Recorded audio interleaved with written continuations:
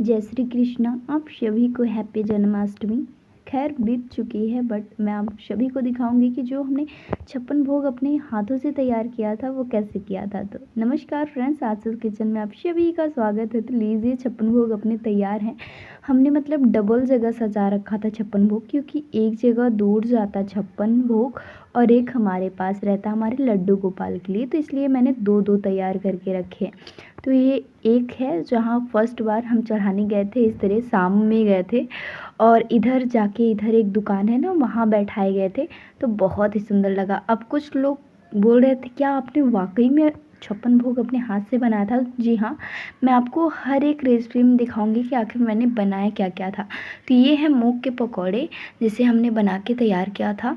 इसके बाद हमने बनाया था जो है उड़द की दाल का दही बड़ा के लिए पकौड़े तैयार किए थे। तो ये वो है, यानी कि ये दूसरा है, और वो मूंग के पकौड़े का था।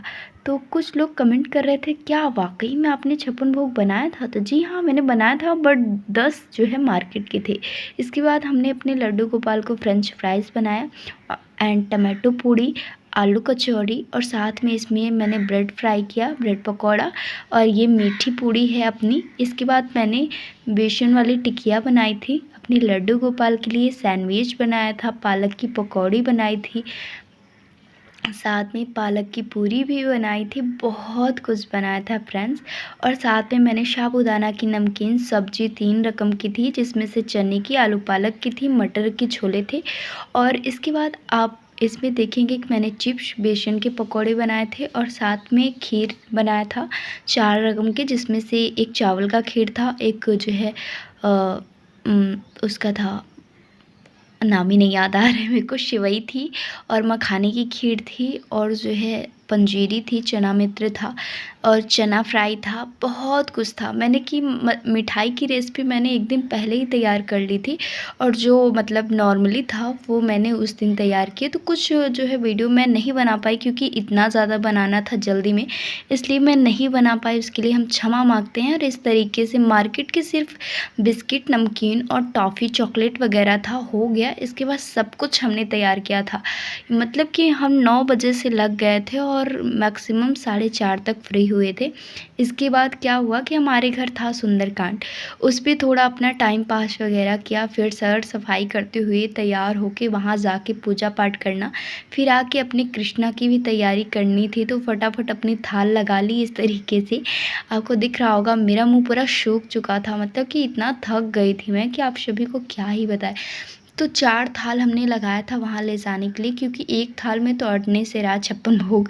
और फर्स्ट बार रियलिटी में आप सभी को बता दूँ तो फर्स्ट बार मैंने रियल में छप्पन भोग देखा था, और मैं मतलब आश्चर्य में थी कि ये सब मैं बना पाई, क्योंकि मेरी तबीयत थोड़ी थोड़ी ख़राब रहती है, क्योंकि आप लोग इतना नज़र ही लगा देते हैं।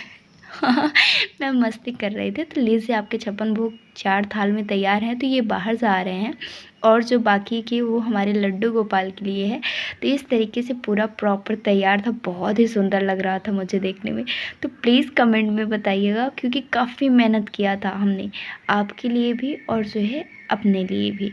तो इस तरीके से हुआ अपना सुंदरकांड, जो कि आए थे कुछ लोग करने, और अंकल भी थे हमारे। और अब इसमें सुंदरकांड करके आरती पूजा कर लिया यहाँ। उसके बाद चले गए लड्डू गोपाल के पास मिलने, और साथ में अपने लड्डू गोपाल को भी ले गए थे। अगर आप सभी को दिखे तो बताइएगा।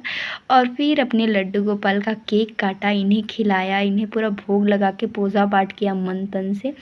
अब बस ये आप सभी को भी रखे और हमें भी देख ले थोड़ा बहुत।